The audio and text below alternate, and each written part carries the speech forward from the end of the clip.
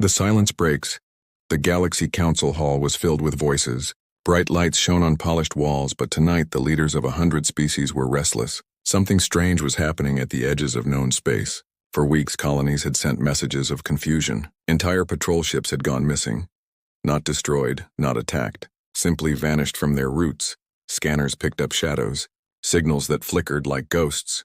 And then silence. Counselors argued with each other. Some said it was a new empire testing weapons. Others whispered of dark gods from forgotten myths.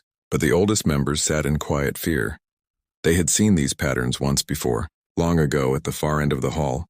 An archivist stepped forward, her hands shaking as she carried a crystal tablet. She placed it on the main table and spoke in a trembling voice. These signals, they are not new. They match the records of humanity. The chamber went silent. No one moved. Every species had heard the name humanity, the race that once stood among the council but vanished thousands of years ago. Some claimed they had destroyed themselves. Others said they had gone into exile. But most believed they were only legend. "It is impossible," growled a reptilian warlord, his scales flashing red. "Humans are gone. Their worlds are ashes." But the archivist only tapped the crystal. A distorted voice echoed through the hall, clear despite the static. "We are returning." The words were simple, but they froze the blood of every leader present. The voice was human, calm, steady, and filled with something that no alien could mistake. Certainty. Panic began to spread. Smaller council members whispered to each other. If they return, what do they want? Will they come for revenge? Will they bring war? The stronger empires tried to silence them, but their own commanders looked uneasy. Across the stars in border colonies, the fear was worse. Miners saw giant shadows drifting near asteroid fields. Merchant ships lost contact as they passed through quiet sectors. Stations picked up signals that grew stronger each day, like footsteps drawing closer. And yet, not a single shot had been fired. Not a single world attacked. It was as if humanity was only watching, measuring, reminding the galaxy that they were not gone. In a hidden chamber below the council hall, 3 ancient historians gathered. They spoke in hushed tones. "I told them this day would come. The humans swore they would leave and return only when the galaxy needed to be judged," one said, his eyes heavy with age. "But why now?" asked another. "Why after so many centuries of silence?" The third, a pale creature with thin silver eyes, leaned forward. "Because the council is weak. The empires are divided. The galaxy is ready for new rulers, and humanity always knew the moment to strike above them." Alarms began to sound. The council chamber shook as reports flooded in. Scouts had seen something near the dying star of Talaris. 3 massive shapes emerging from the burning corona. Their hulls black, sharp as blades, glowing faintly with silent fire. "Ships," gasped a messenger. "Not council ships, not empire ships, something else, something human." Screens lit up across the chamber. Images of vessels larger than dreadnoughts filled the air, their design unfamiliar, cruelly elegant. Moving with unnatural silence, every sensor tried to lock onto them, but the data fractured, signals bent. Scanners screamed errors. The council hall erupted into chaos. Some demanded immediate attack. Others begged for diplomacy. The archivist only whispered again. They said they would return, and then, across every channel, across every colony, every ship, and every home in the galaxy, a broadcast played. The same calm human voice that had spoken before, now louder, clearer, undeniable. "We are returning." The words echoed like thunder through the void. Citizens screamed, fleets scrambled. Leaders gave orders they did not understand. But still, the ships did not fire. They did not invade. They simply drifted forward, unstoppable and calm. To many, it felt like mercy. To others, it felt like judgment. But all knew one thing. The silence had broken, and the galaxy would never be the same again. Shadows on the horizon, the news spread faster than light. From the core worlds of the great empires to the smallest mining station at the rim, everyone spoke of the same thing. The humans had returned. Merchant guilds closed their trade routes. Captains refused to sail near the borders where shadows were seen. Entire fleets of proud empires were ordered to stand ready. Yet no one knew what they were preparing for. In the council chambers, fear turned into anger. One warlord slammed his clawed hand against the table. "We cannot sit and wait for legends to walk into our worlds. We must strike first." But his voice trembled even as he shouted. Others shook their heads. A diplomat from the Avari whispered, "Strike what? Strike shadows. Their ships bend our scanners. They move without engines. Even our most powerful radars cannot follow them." Reports came in daily. Miners near asteroid belts saw giant silhouettes drifting through dust clouds. Traders swore they saw a black hull gliding past, larger than any carrier, and when they tried to follow, their systems froze. No weapons, no attacks, only presence, and that presence was enough to paralyze the galaxy. On the world of Doran, a small farming colony, children pointed to the night sky. A shape moved against the stars. Too vast, too silent. Their parents dragged them inside, locking doors against an enemy that had not yet spoken. Scouts were sent from the strongest empire, sleek golden ships with the latest weapons. They reached the dying star of Talaris, and there they saw them. 3 colossal warships, human in origin but sharper than anything recorded in ancient archives. Their hulls seemed to drink the light around them, glowing with faint patterns like scars of battles no one had seen. They moved slowly, deliberately, like predators circling prey. The scouts tried to send a message, but before their words reached back, the human ships shifted, their long, dark forms sliding into formation, and for a moment the entire star system froze. Time itself seemed to hold its breath. "We detected no energy weapons, no shields active," whispered a scout officer, his voice shaking. "But they are watching us," and then it happened. Without a single blast, without a single missile, the scout ships went dark. Every system died at once. Not destroyed, not damaged, simply silenced, and then, with sudden violence, their power returned. The crews screamed as their consoles lit up again. But a message glowed across every screen, written in a language no alien had used in centuries. Human standard, observed, nothing more. Just that single word. But it was enough to send panic through entire fleets. The scouts fled, leaving behind their pride, their courage, and the quiet certainty that humanity could break them without firing a shot. Back at the council, voices grew louder. Some called for alliance, others begged for surrender. But one old leader, her skin wrinkled like ancient parchment, whispered the truth. "They are not here for war, not yet. They are here to remind us that we are being measured." Across the galaxy, ordinary citizens felt the weight of those words. Priests prayed to forgotten gods. Soldiers sharpened their weapons though their hands shook. Rulers sent desperate messages to each other. But trust between empires collapsed. Everyone feared that if humans chose to strike, they themselves would be the first target. In the midst of this fear, another signal came, this time not distorted, not broken, but as clear as if the speaker stood inside every home. "Every ship, every chamber, we are returning. The horizon is no longer yours." The words echoed through billions of lives, leaving silence that was heavier than war itself. On the edge of known space, the 3 human ships drifted onward, their shadows stretching across suns, their silence louder than any threat, and every being in the galaxy felt the same truth. The horizon no longer belonged to them. It belonged to humanity. Whispers of the past in the archives of the council. Dust was falling from shelves untouched for centuries. Machines hummed as ancient records unlocked. Librarians moved quickly, pulling tablets and scrolls, their faces pale with fear. Historians gathered in silence, eyes fixed on the glowing records. Stories of humanity, the forgotten race, the exiles, the unpredictable warriors who once stood among the council. One archivist whispered, "They were not destroyed. They left by choice."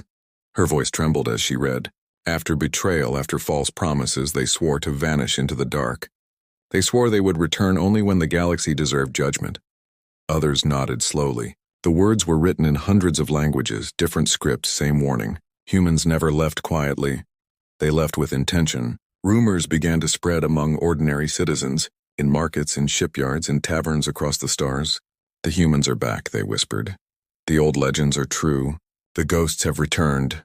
Children repeated stories told by their grandparents, of human warriors who fought against empires 10 times stronger, of human explorers who crossed voids no ship dared enter, of human eyes that saw weakness where others saw power. But among rulers, fear became desperation.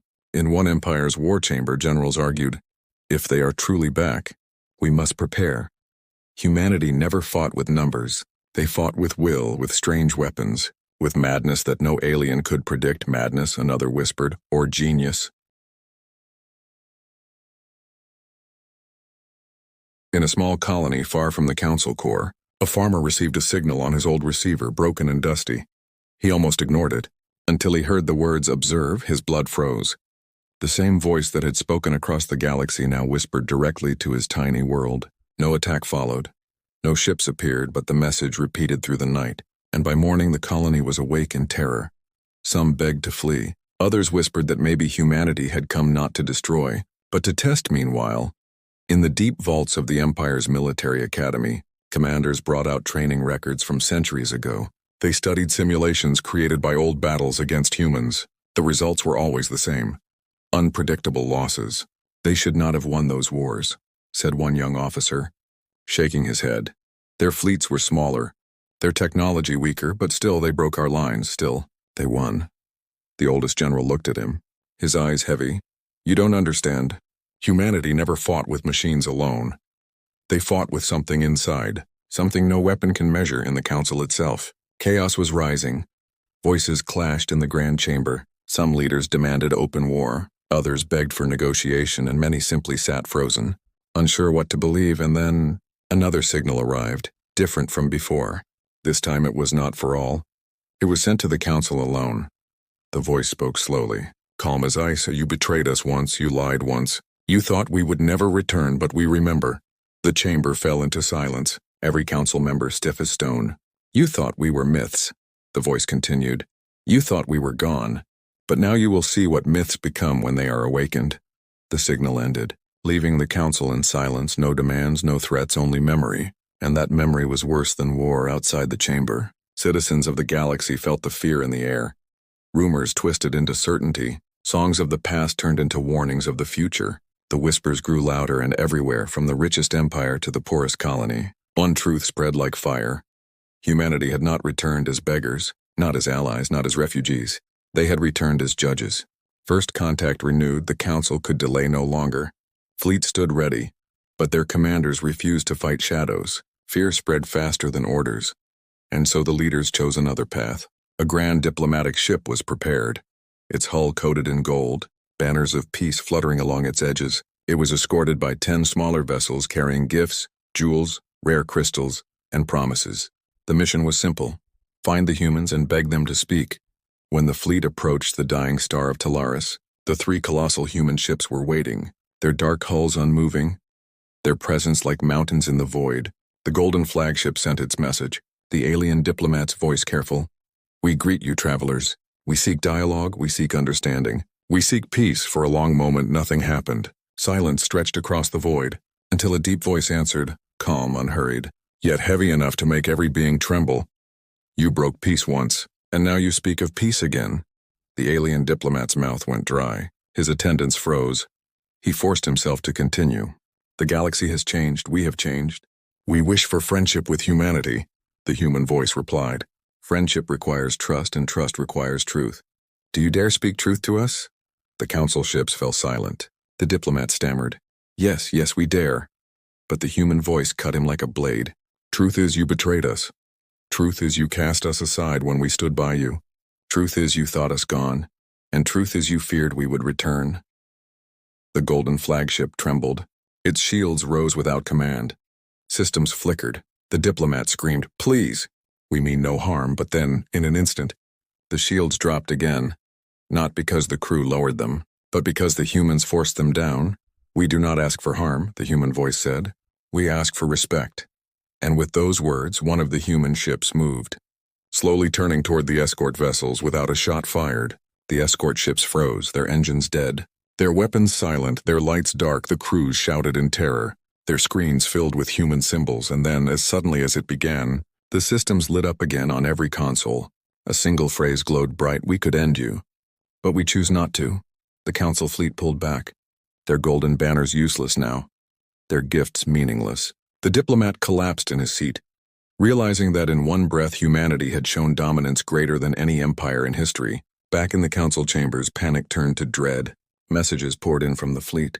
Every leader heard the same truth. Humans did not want gold, did not want jewels, did not want promises. They wanted recognition.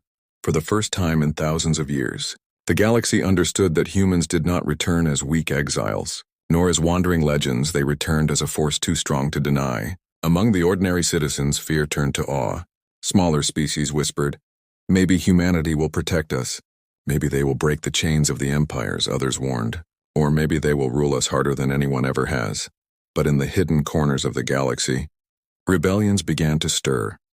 Oppressed races who had lived in silence for centuries now whispered, "Wait, watch, the humans have returned." In the void of space, the 3 human warships drifted together, their silence louder than thunder. their calmness heavier than war, and deep inside their hulls, unseen by any alien eye, the humans prepared. They had spoken once, they had tested once, but the true message had not yet been delivered. The galaxy was trembling, but humanity was only beginning. Fear spreads across empires. The council chamber had never been so loud. Leaders shouted over one another.